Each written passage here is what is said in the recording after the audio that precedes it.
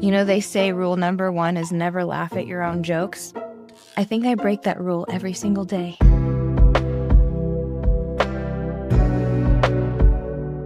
What's up, you beautiful beasts? In this video, we're gonna talk about laughter. What it is, what it does in your body, why it can be so healing, and why laughing so hard that you snort might be one of the most underrated health-supporting things that your weird little human body knows how to do. And yes, of course we're gonna get into the science. We're gonna talk about stress hormones, pain tolerance, mood, connection, breathing, your nervous system, of course, and what happens inside your body when something is funny enough to make you lose all of your dignity. But we're also going to tell some unhinged jokes, because I can't talk about laughter like I'm reading the back of a fiber supplement. This is Heal the Beast. We do science, we do healing, and occasionally we do raunchy jokes because apparently I'm a professional. So let's start here. Laughter's not just a cute little personality trait. It's not just something that funny people do. And it's not just a little polite noise you make when someone says, "Guess it's free," because the barcode won't scan at the grocery store and now everyone involved has to pretend that the joke has not been haunting all retail workers since the dawn of capitalism. Laughter is a full body event. Your brain gets involved, your lungs get involved, your diaphragm gets involved, your face gets involved, your belly gets involved, your nervous system gets involved. And depending on your age, hydration level, and pelvic floor situation, your bladder might also show up uninvited. That's what I love about laughter. It's physical, emotional, social, chemical, and deeply human all at the same time. It can be ridiculous and meaningful. It can come from something profound, or it can come from a joke so stupid and inappropriate that you're mad that your body responded. Like the pirate who walks into a bar with a steering wheel sticking out of his pants, and the bartender says, "Hey, do you know you have a steering wheel in your pants?" And the pirate says, "It's driving me nuts." Is it classy? No. Is it mature? Absolutely not. Does your nervous system still count the laugh? Yes. Your body doesn't care whether the joke came from a Nobel Prize winner or a gas station bathroom wall. If the laugh happens, your body still responds. Let's get into it. Disclaimer, I am not a licensed therapist. I'm an NASM certified personal trainer, certified nutritionist, and master neurotransformational results coach. Heal the Beast is about exploring personal growth, resilience, and self-connection, not clinical diagnosis or treatment. This space is not therapy. It's reflection, insight, and tools to help you reconnect with your body, your story, and your strength. I'm trained to support deep inner work, emotional healing, and nervous system regulation. If you ever need more than what's here, please reach out to a licensed mental health professional. There's no shame in seeking help, and you don't have to do this alone.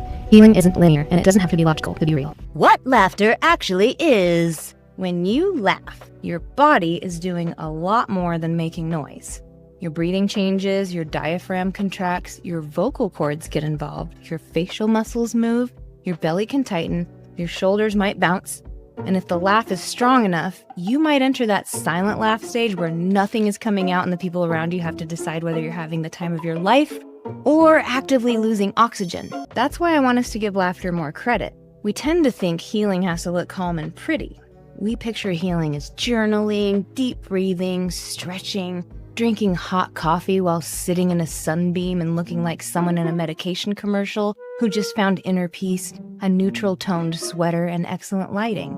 And dude, I love a cozy healing moment. I love a blanket. I love a cup of coffee. I love the fantasy that one day I'll become the kind of person who calmly sips something warm while having 17 tabs open in my brain. But healing doesn't always look soft and aesthetic. Sometimes healing looks like laughing so hard your face folds in half. Sometimes it looks like crying in the kitchen because your friend sent you something so stupid that it should be illegal. And sometimes it looks like wheezing over a joke that's absolutely beneath you, except apparently it's not, because now you're making noises like a haunted squeeze toy in a wind tunnel. Like, what do you call two butt cheeks arguing? A crack in the relationship. I know, it's dumb, it's juvenile, it has no business being part of a healing conversation, and yet here we are, growing as people. Laughter is one of the ways that the body moves energy, releases tension, connects with other humans, and shifts state. Not in a magical live, laugh, love way, but in a real biological, your body is actually doing something way. Laughter and stress.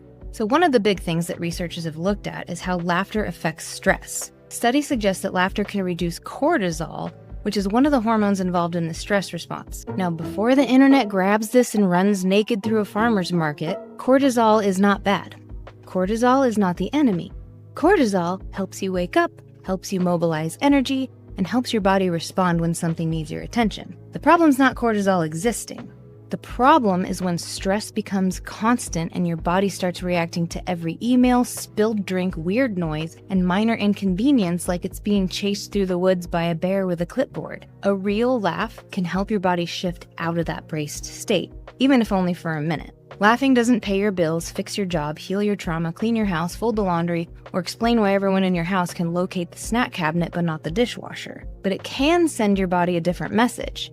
It can give your nervous system a tiny break from panic mode and remind your body that in this exact moment, life is allowed to be weird instead of heavy. And that matters because your body is always listening.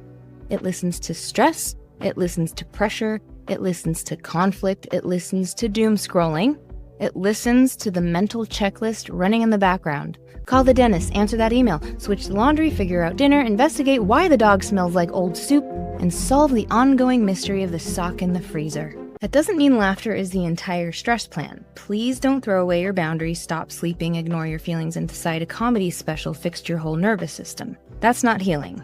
That's your coping skills putting on sunglasses and trying to sneak past security. It's like asking a fart to be subtle. It might try, but everybody knows what happened. The laughter can be part of the plan. It can be one of the ways that your body remembers that life is not only pressure. Laughter and pain. Another fascinating thing about laughter is that it might affect pain tolerance. Research suggests that laughter can increase pain tolerance temporarily, and some of that may be connected to endorphins, which are your body's natural pain-relieving chemicals. Basically, your body has a tiny internal pharmacy, and apparently one of the pharmacists enjoys butt jokes. Now let's be clear, this doesn't mean pain is fake, and it doesn't mean you should ignore pain. It does not mean that if your appendix is trying to explode that you should put on stand-up comedy and hope your organs learn resilience. Please take your organs to a professional. Laughter is not a replacement for medical care, but it may change how the body experiences pain for a little while. And I think that matters because sometimes healing is not the pain disappearing. Sometimes healing is realizing pain doesn't get to be the only thing in the room. Think about a time when you were hurting, physically or emotionally, and somebody made you laugh. Maybe it didn't fix anything and maybe nothing about the situation changed, but for 1 second, that hurt was not the only thing happening. There was breath, there was sound, there was relief. There was a little crack in the heaviness where your body remembered that even in pain, something funny could still get through. Like, why did the fart apply for a job? It wanted to make a little extra gas money. No? I know, it's stupid, it's immature, it's barely holding itself together as a sentence, but if it gets a laugh through the heaviness, your body still counts it. That's not small. That is a body finding another channel. Laughter and connection. One of my favorite parts of laughter is how deeply connected it is to other people. Laughter is kind of like social glue. We laugh with people we trust. We laugh when we recognize ourselves in something. We laugh when someone says the thing everyone was thinking about but nobody had the audacity to say it out loud. We laugh when we feel safe enough to be ridiculous. Think about the people in your life who make you laugh the hardest. Not the people who get the polite little ha ha ha. I mean the people who make you lose your actual dignity. The friend who makes you wheeze. The partner who knows exactly what face to make. The sibling who can say one word from a childhood story and suddenly you're both useless. The person who texts you something so unhinged that you have to put your phone down and stare at a wall because you can't be seen reacting to it in public. Those people are sacred. There's something deeply healing about being with someone who knows your story, knows your mess, and can still make you laugh until you sound like a car that won't start. Which, to be fair, is also kind of what some of the dubstep music sounds like. Just a broken engine, a robot falling down the stairs, and someone's toaster having a spiritual emergency. And honestly, how healing is that? To be ridiculous and still love. To snort and still be wanted. To ugly laugh, wheeze laugh, cry laugh, slap laugh, clap laugh, maybe pee a little laugh, and have someone love you more because of it. Some of the people who save us don't save us with advice. They save us by making us laugh at the exact moment we forgot laughter was still available. The laughs that make you cry. This is the part of laughter that gets me because some laughs are not just funny. Some laughs are proof of life. There's the laugh you have after a season where you weren't sure joy was going to come back. There's the laugh at a funeral when somebody tells a wildly inappropriate but perfectly accurate story, and suddenly everyone's laughing and crying because grief and love are still sitting at the same table. There's the laugh with an old friend who knew you before the armor, before the healing language, before you had better boundaries and better vocabulary, back when you were just two feral little gremlins trying to survive your lives. There's the laugh with your kid when they say something so weird and honest that you remember parenting as both a hostage situation and the greatest love story of your life. There's the laugh with your partner after a hard week when everything's been expensive and annoying and stressful, and then one dumb comment cracks the room open. Those laughs matter because sometimes laughter is the sound of your body remembering that you're still in there. Not fixed, not finished, not magically okay. Still here. Still reachable, still able to feel something other than pressure. That's why laughter can make you cry. Not because it's sad, but because relief can be tender. Joy can be tender. Remembering yourself can be tender. And I think we underestimate that. We treat laughter like bonus content, like something extra we get to have after all the serious healing work is done. But what if laughter is part of the healing work? Not the whole thing, and not the only thing, but part of it. The part that reminds your body that it's not just a container for stress. It's also built for joy, connection, release, and the occasional dad joke, like this one.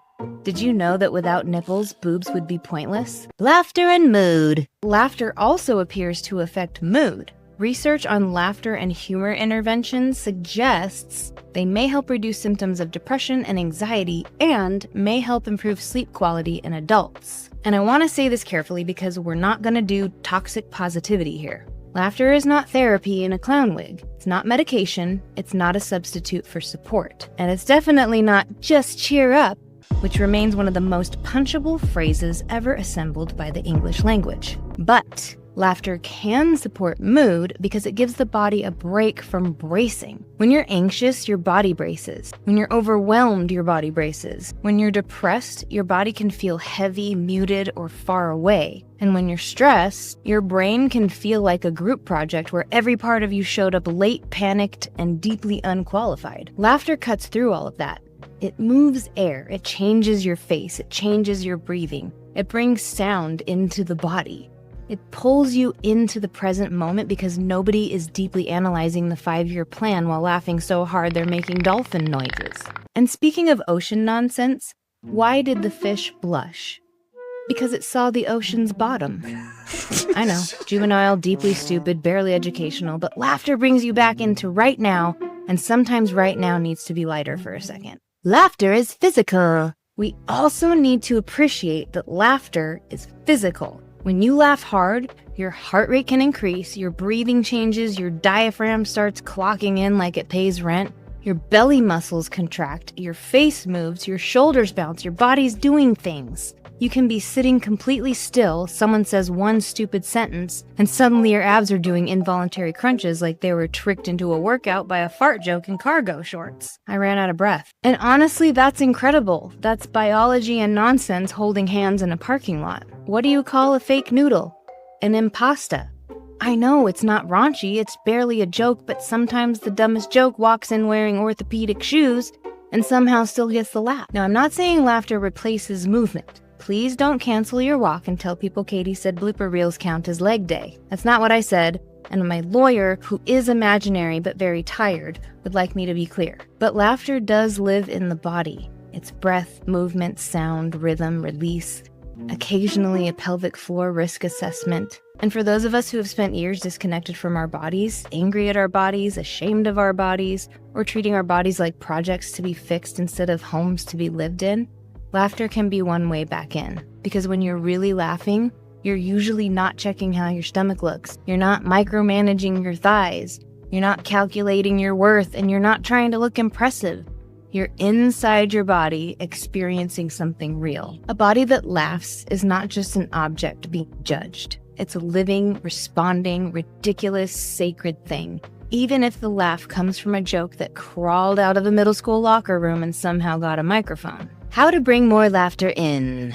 So what do we do with this? How do we bring more laughter into our lives without turning it into another wellness assessment? Instead of making laughter another chore, think of it like nourishment. Start noticing what actually makes you laugh. Not what is supposed to be funny, and not what everyone else thinks is funny.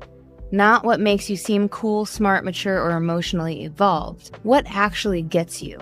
Dry humor, dark humor, dad jokes, animal videos, stand-up, your friend's voice notes, your kids saying something horrifying in public? Pay attention to that. Save the videos, save the memes, keep a note in your phone of stupid things that people say. Watch the show that makes you laugh, even if it's not impressive. Not everything you consume has to be a documentary about drama, cults, murder, corruption, or how the planet is currently tap dancing into a dumpster. Sometimes you're allowed to watch something dumb, deeply dumb, so dumb that your brain takes off its bra, stops supervising everyone, and finally gets a snack. Call the friend who makes you laugh, not just the friend you process with, not just the friend you vent to. The friend who can take one normal sentence and turn you into a choking hyena in public. I wish I had friends. Those people are health supportive. They're not just funny. They're nervous system seasoning. They are the people who remind your body that life is not only stress, pressure, errands, bills, and wondering why there's always one weird smell in the car. In my case, it was an old ranch packet that had dropped under the seat and slightly busted open. I literally thought I had hit an animal and its remains were rotting under my car. Nope, just haunted ranch. But anyway, when the laugh comes, let it be ugly.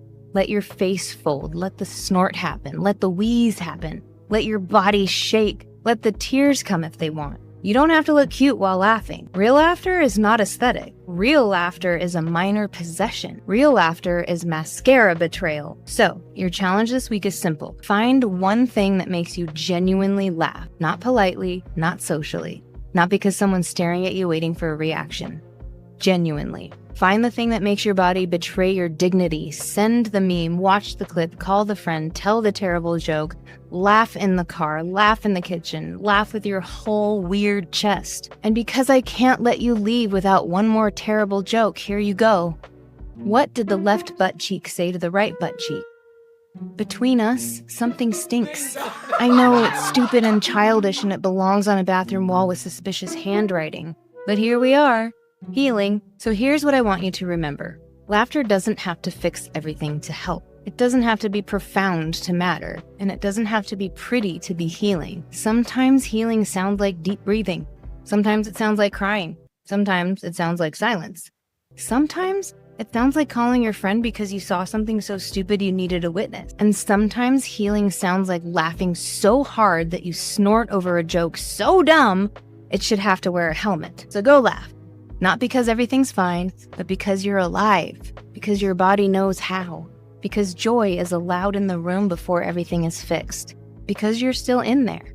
And that is how you start to unveil the beautiful beast within you.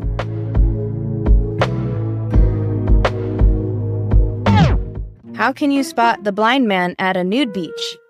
It's not hard. A bag of frozen peas applied to the vag area will cool your temperature and give you some respite from this heat wave. But it will also get you banned from Walmart. Why did the fart get promoted? Because it blew everyone away. Why did the toilet paper roll down the hill? To get to the bottom. What did one butt cheek say to the other? Together we can stop this crap. What did the bra say to the hat? You go on ahead, I'll give these two a lift.